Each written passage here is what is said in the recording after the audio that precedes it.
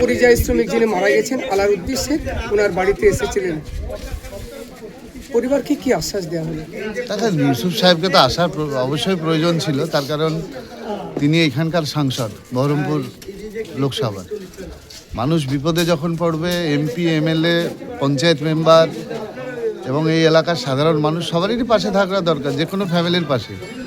আর সেটাকে লক্ষ্য রেখে এমপি সাহেব এসেছিলেন, তার ফ্যামিলি তিনি আশ্বাস দিয়েছেন যে তার রাজ্য সরকার যেমন বলেছে যে ওনার যিনি ওয়াইফ আছেন তাকে একটা চাকরি দেওয়া হবে, এবং মমতা ব্যানার্জিও সহযোগিতা করেছে। আজকে অভিষেক বন্দ্যোপাধ্যায়ের সহযোগিতার হাত বাড়িয়ে দিয়েছেন, এবং আমরা যেমন বলেছি যে আমরা বাচ্চা মেয়েটার পড়াশোনার দায়িত্ব নেব, সব কিছু আমরা তাদের পাশে থাকার আশ্বাস দিয়েছি। আমরা একাধিকবার অভিযোগ আসছে যে ইউসুফ পাঠানকে দেখা যায় না, 6 মাস অন্তর অন্তর আসে, এ নিয়ে কি বলবেন?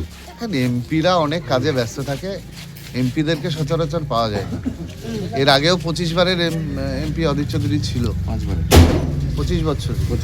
তাহলে তিনি কতবার আসছেন, কোথায়?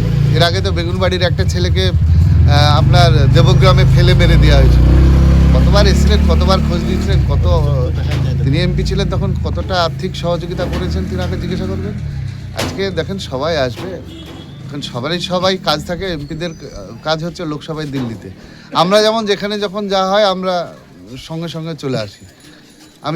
আমি 10টায় শুনেছি, যেদিন ঘটনা ঘটেছে সকাল 10টায় শুনেছি, 11টার পর থেকে আড়াইটে অবধি এখানকার লোকাল মেম্বারের সাথে কথা হয়েছে, পোস্টমর্টম থেকে আরম্ভ করে যাবতীয় কাজ।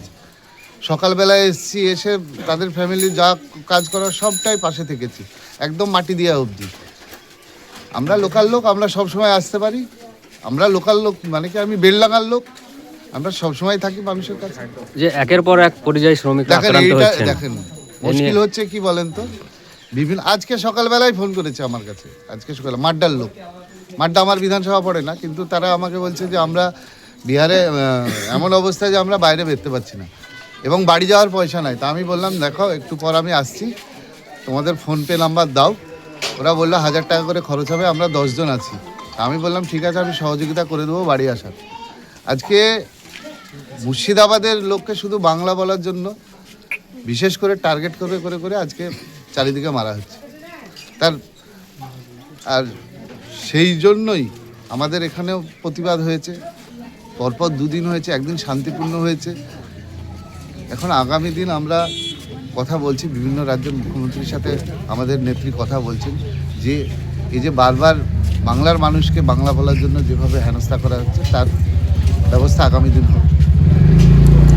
আলারউদ্দিন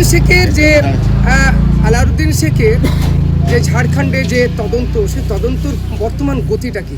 এখন ওখানে পুলিশ অলরেডি আছে, ওখানকার এসপিও সহযোগিতা করছেন। ঝাড়খণ্ডের এসপির সাথেও কথা হয়েছে, মুর্শিদাবাদ এসপি এবং বেলডাঙ্গা থানার অফিসার, 2টো অফিসার সেখানে গেছেন এবং সেখানে তদন্ত চলছে। আগামী দিন যে ঘটনা ঘটেছে, যদি আমাদের সেই দেখা যায় যে যারা তাকে মেরেছে, সঙ্গে সঙ্গে তাদেরকে অ্যারেস্ট করা হবে। কালকে আমরা দেখলাম বেলডাঙ্গাতে উত্তপ্ত অবস্থা, এটা কাম্য নয়। যে কোনো ঘটনা ঘটতেই পারে, তার সমস্যার সমাধানের জন্য টেবিল আছে, টেবিলে বসতে হবে, টেবিলে বসে সমাধান করতে হবে। দেখেন এখানে আমার মুর্শিদাবাদে গায়ের জোর আছে বলে আমরা 70% বলে এখানে যেমন আমরা আক্রমণ করব, বাইরেও তাহলে আমাদেরকে আক্রমণ করবে। আমাদেরকে শান্তিপূর্ণভাবে আমাদের দাবি দাবাগুলো আদায় করে নিতে হবে, কারোর প্রয়োজন হয় পা দেওয়া হবে না। তার কারণ আমরা যদি বারবার এরকম ঘটনা ঘটতে থাকি তাহলে কিন্তু কেন্দ্র এখানে হস্তক্ষেপ করবে। তার জন্য বেলডাঙ্গার মানুষকে, সার্বিকভাবে মুর্শিদাবাদ মানুষকে একটাই বলবো যে আমরা হিন্দু মুসলিম সবাই এখানে বাস করি, আমাদেরকে সবারই প্রয়োজন এবং আমরা একসাথেই থাকতে চাই। এই জায়গাটাকে যেন নষ্ট না হয়, এটাই আমার আবেদন বেলডাঙ্গার মানুষের কাছে। মজমপুর নতুন পাড়ার এই পেশেন্টটার বর্তমান কি অবস্থা? এখন ভালো আছে, খবর নিয়েছি, আজকে সকালেও খবর নেওয়া হয়েছে।